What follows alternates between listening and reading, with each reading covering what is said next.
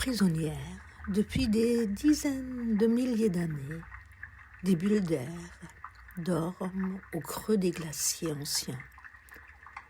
Minuscules archives de ciel oublié, suspendues dans le silence du froid. Quand la glace fond, elles s'éveillent. On peut les entendre. Un léger craquement, un souffle libéré, une respiration qui remonte du fond des âges. Écho de mondes disparus, exhalé dans le silence. À travers l'objectif et la presse à gravure, ces souffles gelés sont saisis, non pas simplement photographiés, mais transformés, fixés sur le cuivre, puis imprimés sur papier précieux par des mains patientes, avec du temps, avec amour. Chaque estampe est une vibration singulière. Aucune ne se ressemble. Aussi unique que les flocons de neige, aussi fugace que l'eau de fonte. Boomerang, l'original, la mémoire d'un glacier traduit en matière, de la lumière prise dans le métal, de l'énergie rendue visible, une présence offerte, née du soin, de l'effort, de la lenteur.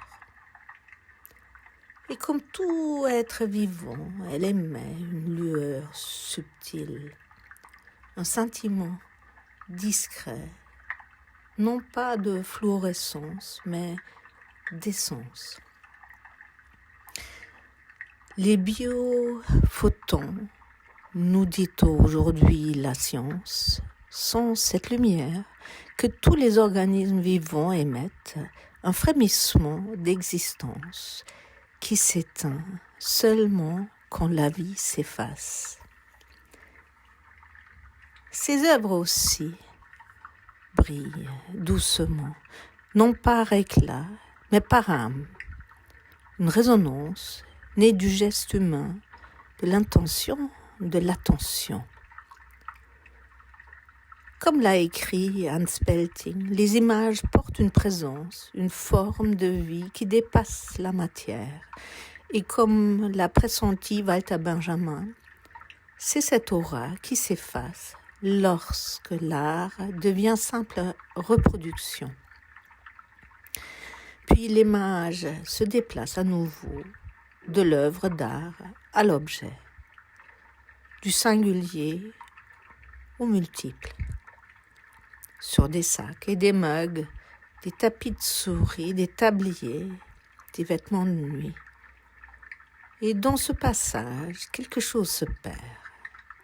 L'aura, le murmure intime de l'original s'atténue dans la copie. Ce qui respirait devient surface, ce qui palpitait devient usage. Et pourtant, même là, quelque chose demeure. Une trace, une onde de temps profond, portée doucement dans le quotidien. L'objet t'attend, ton toucher, ta chaleur, ton histoire. Une empreinte ancienne à faire tienne, à porter, à utiliser dans le quotidien de ta vie. Peut-être qu'un mag, un tablier ou un vêtement de nuit devient entre tes mains un fragment de glacier, réchauffé par ta présence, et peut-être à travers toi, ce qui était muet commencera à murmurer à nouveau.